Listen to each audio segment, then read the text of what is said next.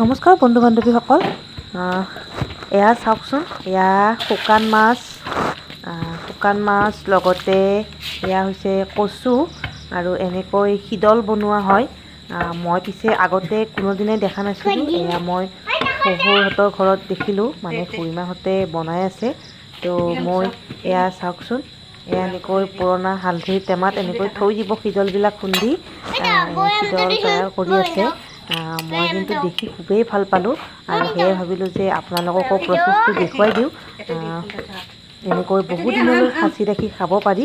এনেকৈ চাওকচোন, উৰালত কি ধুনীয়াকৈ খুন্দি আছে। ইয়াতে কচু আৰু লগতে শুকান মাছ দি এনেকৈ গুড়ি কৰি এয়া এনেকৈ হালধিৰ টেমাত থৈ দিলে বহু দিনলৈ থাকে, মানে বেয়া নহয়। সেয়েহে এনেকৈ আমাৰ মানুহে এনেকৈ বহুত ধুনীয়াকৈ এনেকৈ সাঁচি ৰাখি বহুত দিনলৈ খাই থাকে আৰু দেহৰ কাৰণেও খুব ভাল। তো আপোনালোকে চাওকচোন, আৰু এইজনীয়েতো আকৌ গানেই গাব ধৰিলে। তো চাই থাকক ভিডিঅ'টো।